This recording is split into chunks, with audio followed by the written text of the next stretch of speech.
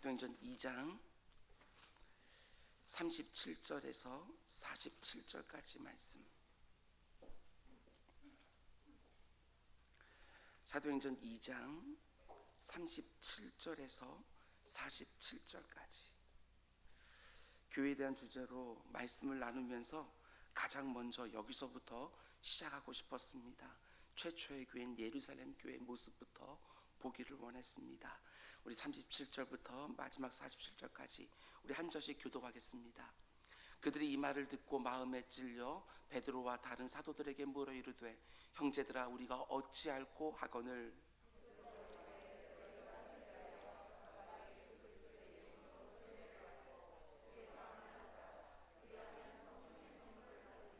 이 약속은 너희와 너희 자녀와 모든 먼데 사람 곧 주 우리 하나님이 얼마든지 부르시는 자들에게 하신 것이라 하고,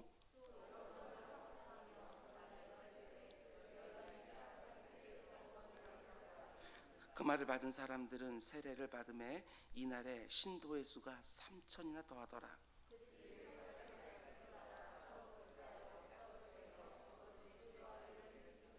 사람마다 두려워하는데 사도들로 말미암아 기사와 표적이 많이 나타나니, 또 재산과 소유를 팔아 각 사람의 필요를 따라 나눠주며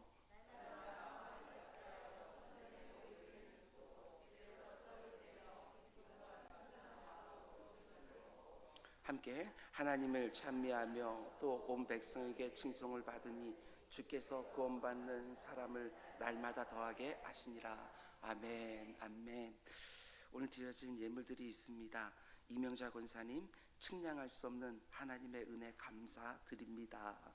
박수영 장로님, 주님 은혜에 진심으로 감사드립니다. 강현서 이전 집사님, 주님 오직 은혜뿐입니다. 은혜만을 구하옵니다 라고 예물 드렸습니다. 우리 잠시 기도하겠습니다. 사랑해 주님, 감사합니다. 하나님께서 우리 가운데 주신 가장 큰 선물 가운데 안에 교회가 이 땅 가운데 세워져 있습니다. 주님, 교회가 너무나도 귀하기도 하지만 교회 때문에 참 많이 눈물을 흘릴 때도 있습니다. 주님, 우리가 어떠한 교회가 되어가야 될지 아버지, 이번 특별 새벽 예배를 통하여 우리들에게 말씀하여 주시고, 우리는 사모하며 기도 제목 붙잡고 그런 교회들을 이 땅 가운데 세워가는 일에 나를 써달라고 하나님 앞에 내어드리는 복된 시간들이 될 수 있도록 인도하여 주시옵소서.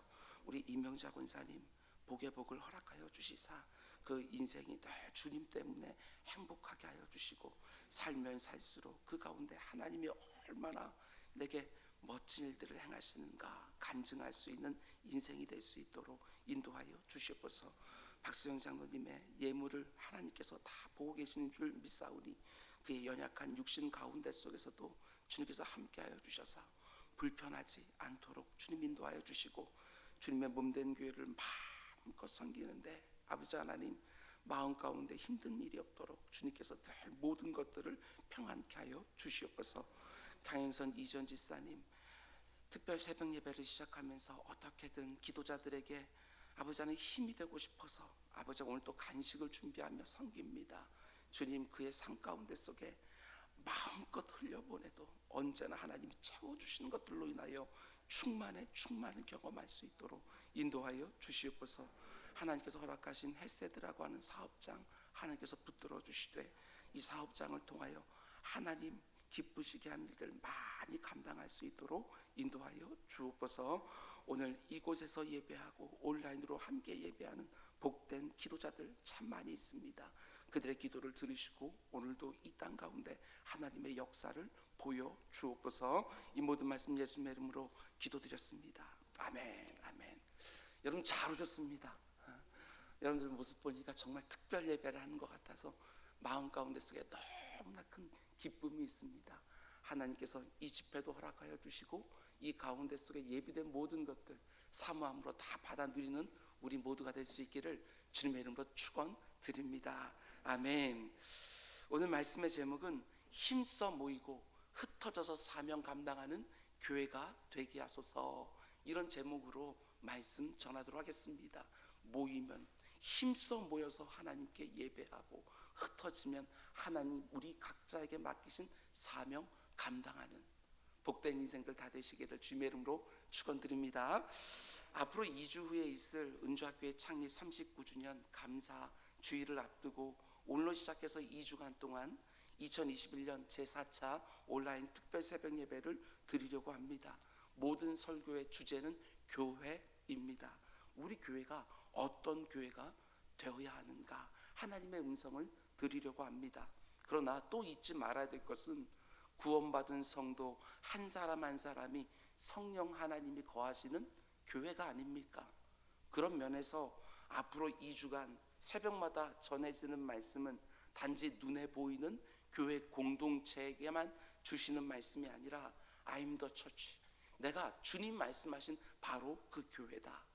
성령 하나님이 거하시는 교회인 내 개인에게도 주시는 말씀이 될 것입니다. 내가 어떤 교회, 어떤 성도가 되기를 하나님이 원하시는가. 간절히 사모하기는 2주간 선포되는 말씀 하나하나를 통해서 우리 교회를 향한 하나님의 마음이 어떤 것인지, 내 자신에게 주시는 하나님의 마음이 어떤 것인지 잘 전해주고, 성령의 역사가 충만한 교회, 성령 하나님이 내주하시기에 불편하지 않은 내 심령이 되는 풍성한 은혜가 주어지기를 주님의 이름으로 축원을 드립니다. 오늘 새벽과 내일 새벽에는 말씀과 성령으로 충만하여 큰 부흥의 역사를 경험했던 역사상 최초의 교회의 모습을 묵상하면서 기도의 제목을 받으려고 합니다. 오늘 보면 사도행전 2장에 나오는 예루살렘 교회의 특징을 6가지로 우리가 묵상하려고 하는데, 오늘 새벽에 3가지를 함께 볼 것이고 내일 새벽에 나머지 3가지를 함께 볼 것입니다. 그러면 초대교회 예루살렘 교회는 어떤 모습이었느냐? 먼저 첫 번째로 사도행전 2장에 나오는 초대교회는 무엇보다도 하나님의 말씀이 흥왕하는 교회였습니다. 저는 여기서부터 출발하고 싶었습니다. 37절 말씀을 보면 그들이 이 말을 듣고 마음에 찔려, 말씀에 찔린 사람들이 교회 안으로 들어왔습니다. 41절 그 말을 받은 사람들은 세례를 받음에, 말씀을 받은 사람들이 결심하고 세례를 받고 성도가 공식적으로 되었습니다. 42절 그들이 사도의 가르침을 받아 서로 교제하고, 성도들이 그냥 교제하는 것이 아니라 말씀을 가운데 놓고 서로 교제하는 교회였다는 것입니다. 참 아름다운 교회지요.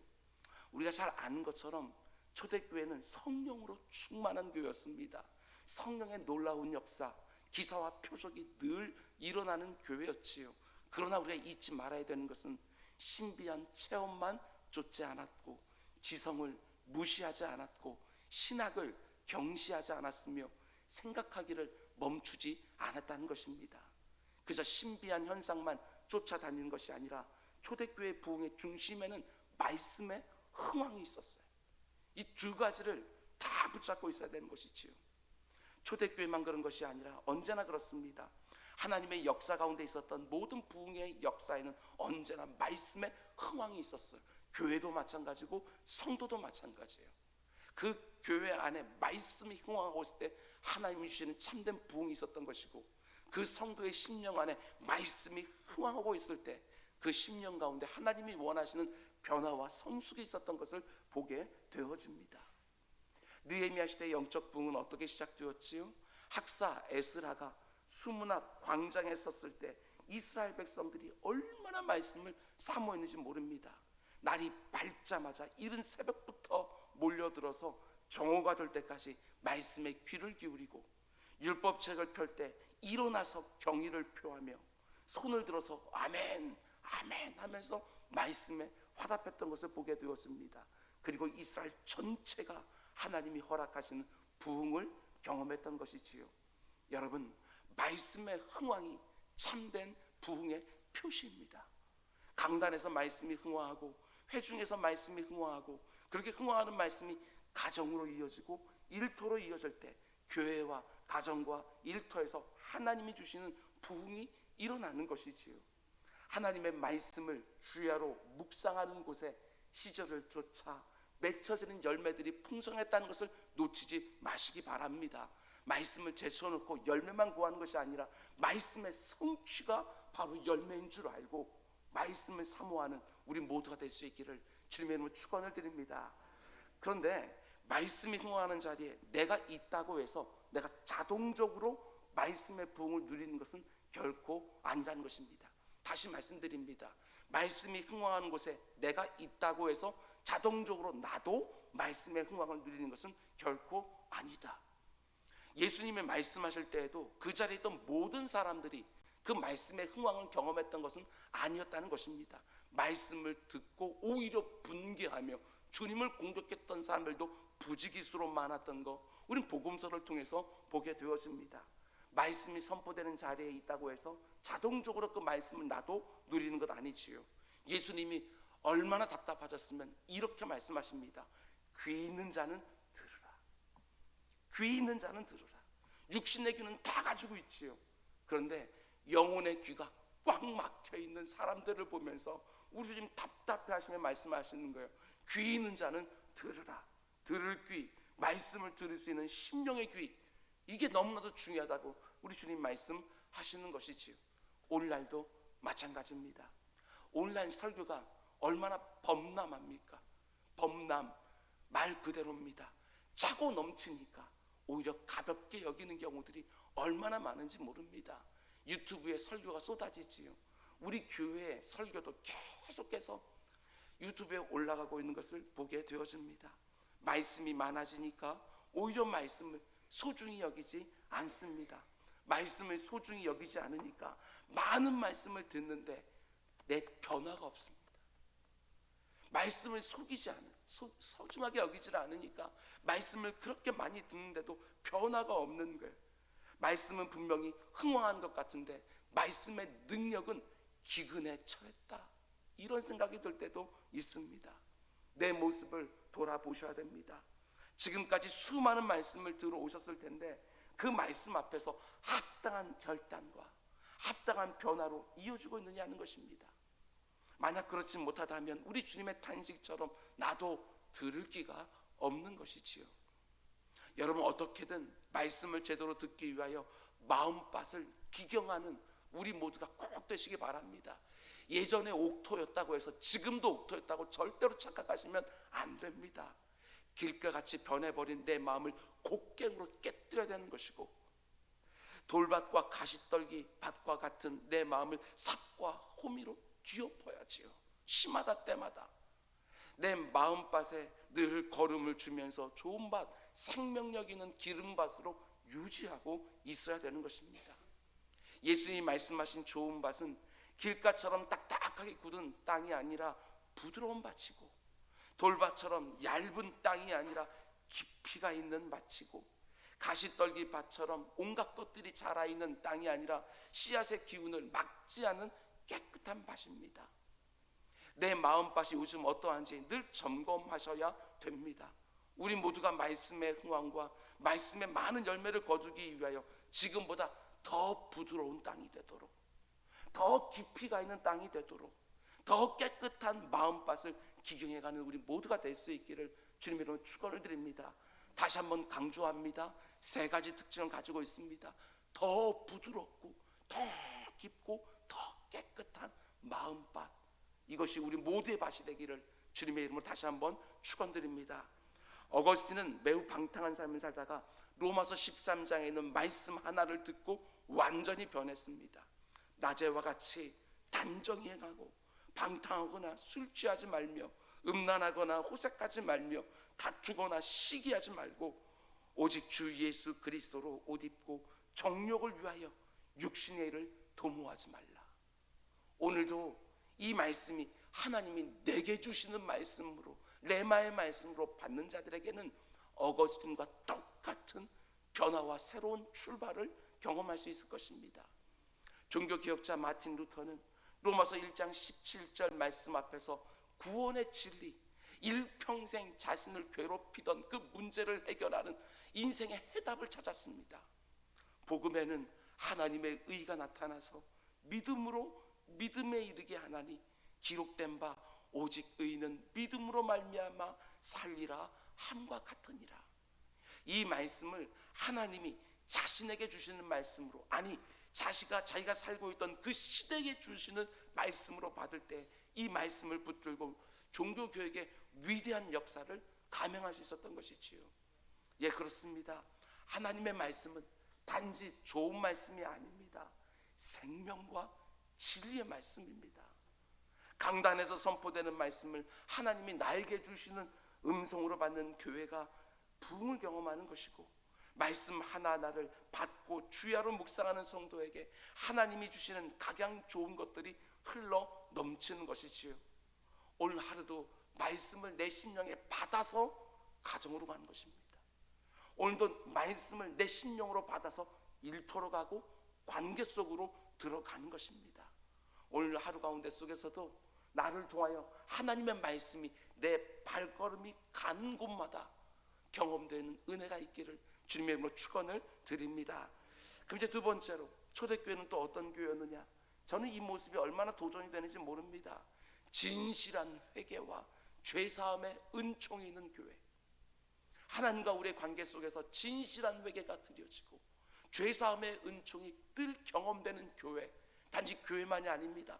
가정에서도 이게 얼마나 소중한지 모릅니다. 회개하는 모습이 있고, 그리고 서로를 용서하는 모습이 있고, 그 가운데 하나님의 역사가 일어나는 것이고, 이게 진짜 교회지요. 하나님 앞에 회개하고 죄사함의 은총을 누리는 교회의 모습이요.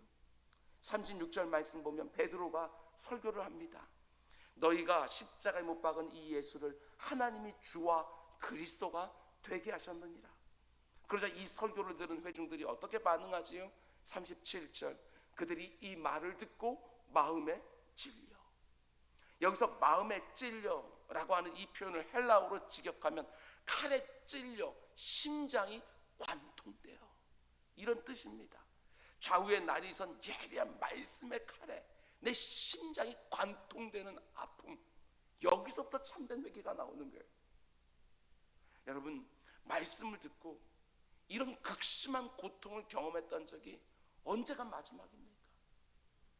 하나님의 말씀이 선포되는데 그 말씀 듣고 아멘 하며 들었는데 그 말씀에 내 심장이 관통되어 너무나도 고통스러웠던 그런 적이 언제가 마지막이었습니까?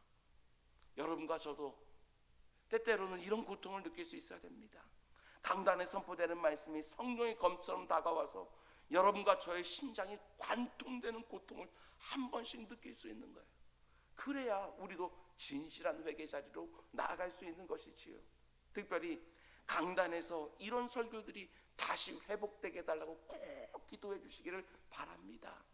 단지 사람들의 귀를 즐겁게 해주고 단지 양심을 가볍게 달래주는 설교가 아니라 신앙 양심을 막 격동시켜서 가슴을 치며 회개하는 설교가 다시 이 땅의 교회들 강단 가운데 회복되지 않고는 진실한 부흥을 경험할 수가 없는 거예요.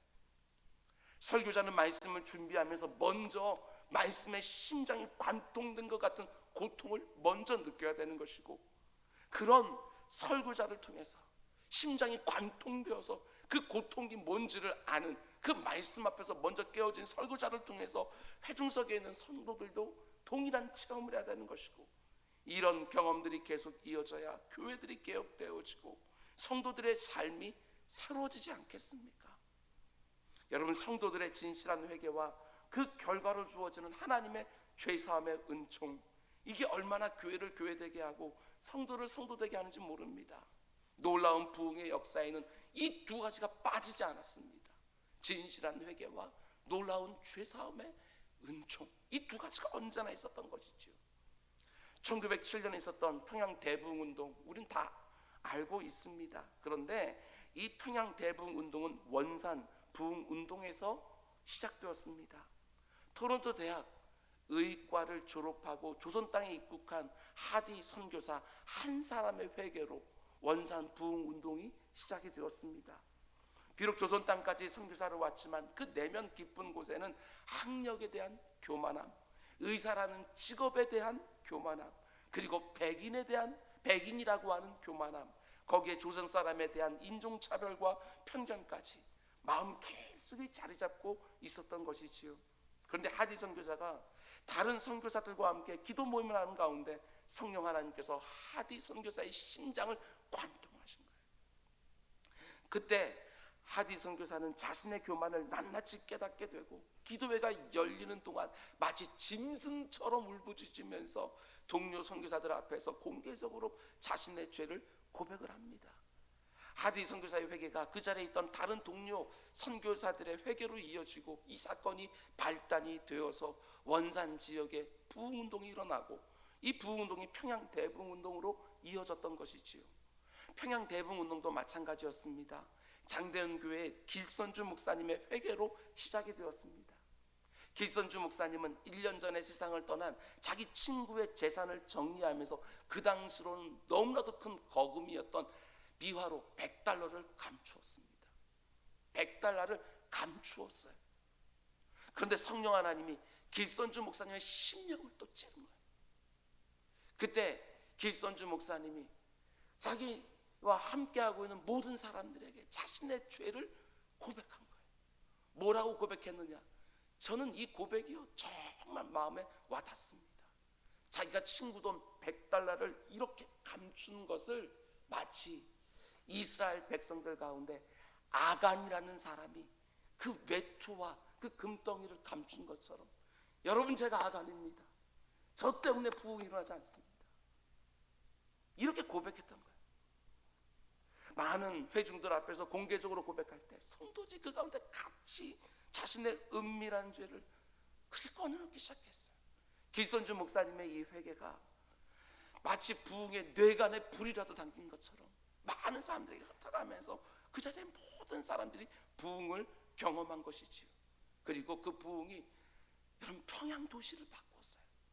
그때까지만 해도 환락의 도시, 기생의 도시라고 그렇게 명명했던 그 평양의 도시가 동방의 예루살렘이라는 호칭을 그때 얻게 된 것이지요. 이와 같은 놀라운 평양의 대각성 운동을 목격한 노블이라고 하는 선교사가 흥분해서 이런 기록을 남깁니다. 아마도 사도시대 이후에 이보다 더 놀라운 하나님의 권능의 역사는 없었을지도 모릅니다. 예배를 드릴 때마다 주님의 권능이 강력하게 임했습니다. 남녀가 회개의 역사로 꼬꾸라지고 의식을 잃을 지경이었습니다. 평양 전도시가 마치 사람들이 죽은 자들을 위하여 통곡하는 것처럼 보였습니다. 장례식이 온 도시에 일어나는 것처럼 많은 사람들이 그리스도 앞에서 죽었지요. 십자가 앞에서 죽은 거예요. 이게 진짜 부흥 아니겠습니까? 단지 사람들이 많이 모이기만 하면 그것이 부흥이겠습니까? 코로나19 끝난 다음에 흩어졌던 사람들이 다 모이게 되어지면 교회가 교회 되는 것입니까? 그렇지 않습니다.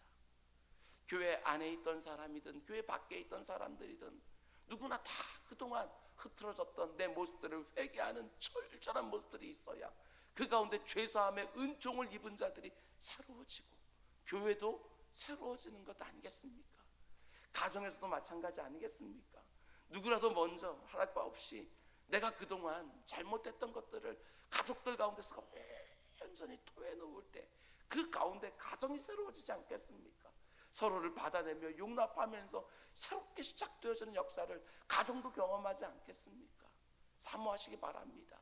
지금 이 자리에 있는 분들과 그리고 지금 온라인으로 같이 이 말씀을 듣는 모든 분들이 다른 사람들에게 주는 말씀이 아니라 나에게 주는 말씀으로 마치 내 심장이 오늘 관통한 것처럼 고통스러워서 오늘 내가 그동안 있었던 나의 잘못들을 고백하지 않고서는 견딜 수 없는 심령이 되어졌을 때 여러분 그 가정에 특별한 하나님의 은총이 있을 것입니다. 한번 생각해 보시기 바랍니다. 나는 과연 진실되게 회개한 적이 언제가 마지막이었을까? 참된 회개는 눈물에 있는 것이 아니라 변화에 있습니다.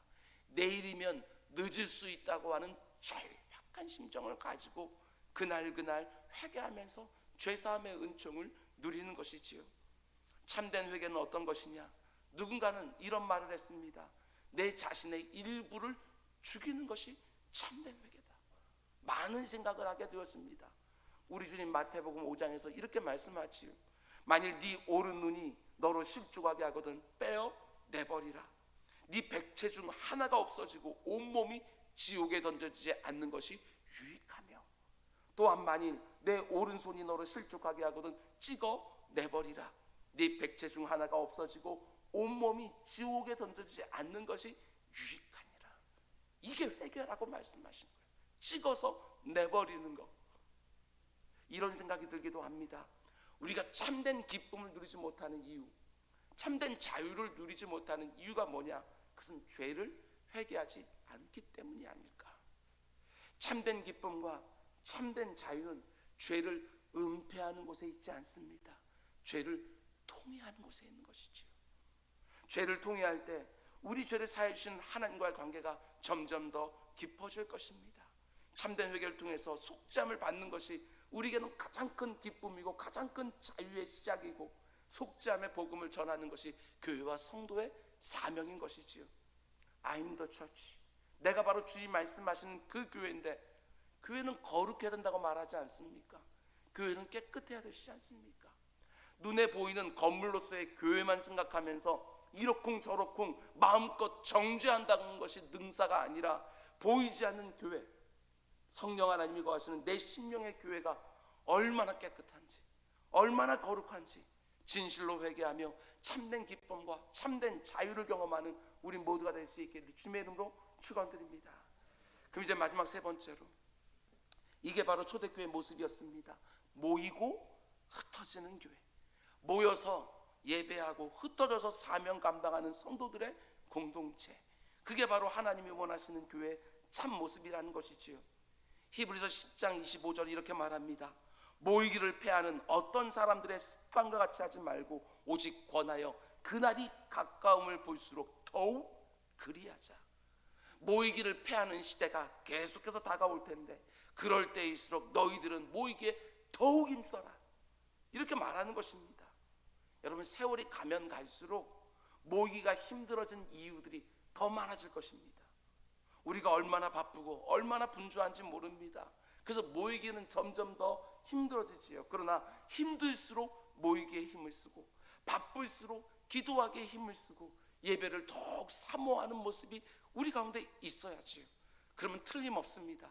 바쁜 일도 하나님께서 제대로 감당할 수 있는 능력 주실 것이고, 분주한 가운데 속에서도 우리의 마음을 하나님은 평안으로 지켜줄 것이고, 모든 일을 넉넉히 감당할 수 있는 필요한 지혜를 허락하여 주실 것이고, 성도들과 함께 모일 때마다 마음 가운데 위로를 주실 것이고, 서로의 기도를 통해서 하나님이 이렇게 기도에 응답해 주시는구나 라고 하는 간증도 서로 내어놓게 될 것입니다. 바쁘고 분주함에도 성도들이 모이게 힘쓰는 모습이 서로에게 보여지면, 오늘처럼 이렇게 서로에게 보여지면 모여서 성경만 통독해도 은혜가 될 것입니다. 그런 성도들을 보면서 설교자들은 얼마나 큰 도전을 받겠습니까? 이렇게 은혜의 부스러기라도 받으려고 막 갈급해하는 성도들을 볼 때 어떻게 설교자들이 함부로 강단에 준비 없이 설 수 있겠어요? 어떻게든지 정말 하나님이 원하시는 말씀들을 최선을 다 준비해서 강단에 서게 될 것이고, 그 말씀을 다하여 최선을 다해서 말씀을 선포하게 되지 않겠습니까? 여러분, 예배 드리는 곳에, 말씀 배우는 곳에, 기도하는 곳에, 성도의 교제가 이루어지는 곳에, 서로의 짐을 나누어지는 곳에, 여러분 잘 들으시기 바랍니다. 내가 그 자리에 있는 것만으로도 하나님의 놀라운 역사의 도구가 되는 것입니다. 무엇을 하는가 하는 것보다도 내가 그 자리에 있어 주는 것 하나만으로도 누군가에게는 큰 힘이 되어주는 것이지요. 서로가 서로를 그리워하는 교회, 그래서 모이기에 힘을 쓰는 교회, 이 땅의 교회들이 이런 교회들 다 될 수 있도록 오늘 이 새벽에도 기도해 주시기를 주님의 이름으로 부탁을 드립니다. 여러분, 그런데 모이는 것만 하면 그건 반쪽입니다. 온전치 않아요. 모여서 하나님 주신 은혜를 받았다면 그 받은 은혜를 가지고 흩어져야죠. 곳곳으로 흩어져야죠. 오늘도 마찬가지 아니겠습니까? 곳곳으로 흩어져서 거기서 사명 감당하는 거예요. 힘써 모여서 하나님 주신 은혜를 받고 흩어져서 그 은혜를 가지고 사명을 감당하는 것이지요. 우리 교회가 사람을 모으는데 목적을 두는 것이 아니라 훈련해서 내보내는 것에 목적을 두기를 원합니다. 교회의 건강함은 몇 명을 모았느냐 이걸로 평가하는 것이 아니라 몇 명을 파송했느냐, 이걸로 보는 것이 맞습니다. 몇 명을 모았느냐라고 하는 것은 단지 인간적인 사고일 뿐입니다. 그런데 몇 명을 파송했느냐, 이것은 선교 중심적 교회의 모습입니다. 저는 우리 교회가 선교 중심적 교회가 되기를 원합니다. 힘써 모여서 예배하고 기도하고 교제하면서 받은 은혜를 가지고 하나님이 각 사람을 부르신 자리로 흩어져서 그 은혜로 하나님을 영화롭게 하고 사람들을 복되게 하고, 여러분과 저의 심령에 하나님의 말씀으로 가득 채워서 오늘 하루도 시작하기를 원합니다. 그리고 진실한 회개와 죄사함의 은총을 경험하면서 오늘 하루도 마치기를 원합니다. 힘써 모여서 함께 예배하고 함께 기도하고 함께 찬양하고 함께 교제하면서 모든 은혜를 누리고 그 은혜를 가지고 하나님 나를 보내신 곳으로 흩어져서 그곳에서 하나님을 영화롭게 하고 그리고 사람들을 유익하게 하고 복되게 하는 인생 다 되시기를 주님의 이름으로 축원드립니다. 간절히 사모합니다. 심령의 부흥을 경험합시다. 가정의 부흥을 경험합시다. 교회의 부흥을 경험합시다. 그래서 안 된다, 못 된다, 힘들다라고 말하는 것들이 우리 입에 붙어있는 이 세상 가운데 아니다. 하나님이 함께 하시면 얼마든지 할 수 있다. 이것이 저와 여러분의 입술에서 고백되어지는 신앙이 될 수 있기를 주님의 이름으로 축원을 드립니다. 기도하겠습니다.